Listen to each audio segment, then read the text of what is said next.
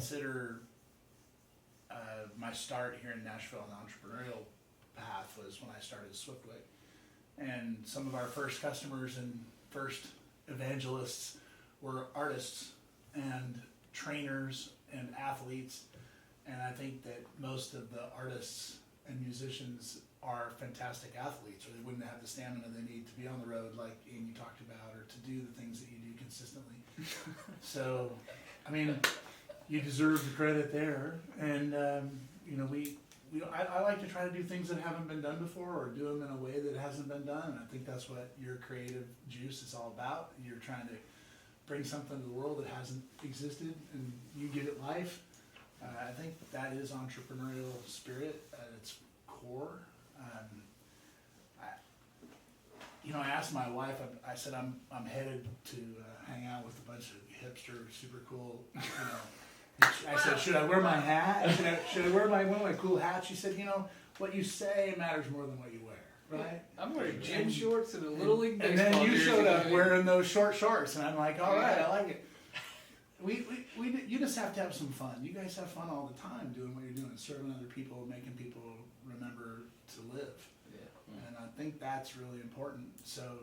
Well, you can get bored with that just like you can get bored with anything, honestly. Like, the grass truly is greener, for sure. Yeah, but, okay, so I've gone from sock manufacturing to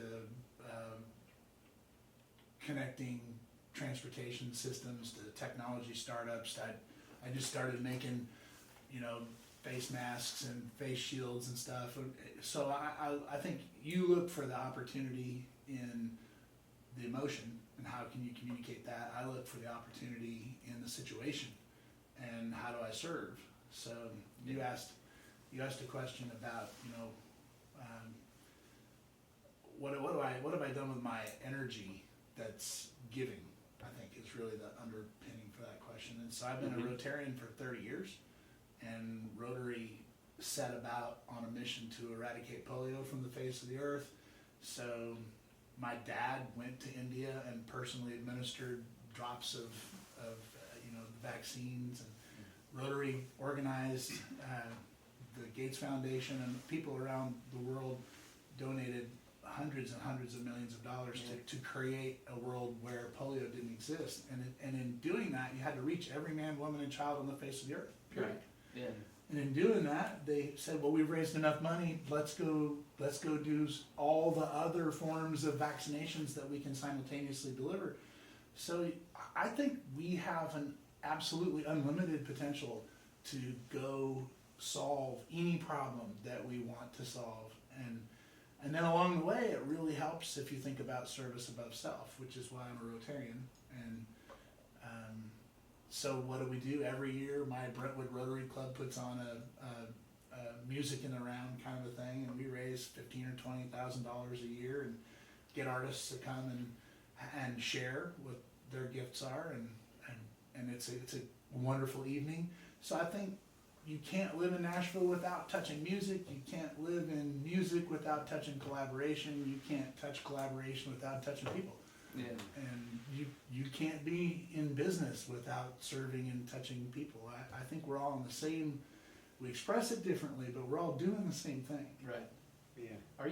Do you have like a bunch of your close friends that are also Rotarians? Is that like a really cool part of your life? Yeah, you can't help once you focus there that, and there's a lot of business leaders who are Rotarians. I figured, Yeah. I was just talking about this with my buddies last night, about how, like, one of the huge problems we have right now, like, because in any society, like, at any point you can pick a point in history and you can find some things like, oh man, they had these two things figured out better than we have them now, but like, sucks that everybody's dying of scurvy. Like, you could just, kind of drop some citrus and save, millions of lives. But just what I think is a huge problem is we don't have rites of passage. So like, as if you're a non-religious 35-year-old dude living in Nashville, such as myself, like, other than church, like, where do you go to meet young people that you want to have a conversation with? Like, you can bother people at coffee shops. Great. I mean, like, what do you do? There's, and then I think about, like, when I was a kid, like, everybody's dad was like a JC or a Shriner or a Or a Rotarian. Mason or a Yeah, Rotarian. and or just all these Kiwanis. things. And then, and we allowed ourselves to like, oh, I became a Rotarian today. And like you know, when you first join up, like everybody's going to kind of, you know, razz you a little bit and give you kind of a hard time. And then you take that, and you know it's in good fun. Unless there's some crazy guys in there, it's not going to be that big of a deal. And you know, you go through and like you experience what it is to be the new guy, and you experience what it is to have to kind of like get outside your comfort zone. Yeah. And we have all these rites of passage. You wind up with like all these friends that maybe you feel totally different on a lot of issues, but because there was so much structure in your group, then you never even had the free time to get to stuff that separates you. So you have so many things that bind you that you're like, yeah, I mean, you voted for a different person, but like, you're Dave. I love Dave. I love Dave. Yeah. There, all those things you described have been sort of set aside when people think that electronic networking replaced human networking, and that's Right. not true. It is happening to a generation. It's real for a lot of people. Right. But we get together every week Yeah. for breakfast at 7 a.m. and we have a speaker from a charity or Yeah. from a business or somebody who's trying to lead the housing initiatives in Nashville and the mobility solutions, Yeah, all yeah. these challenging things that we face. So I get 52, you know, I get an opportunity every single week to Yeah. engage with the community. And if I don't get enough of that, I go to another Rotary Club and go to their Right. meetings. And so you're a part of a global organization. I mean, I'm not really intending to market Rotary, but we do need some younger people. So come on Absolutely, in. man. I'll take you. I'll pick up your breakfast and we'll have you. But there's an I think all I was trying to say is that business is collaboration.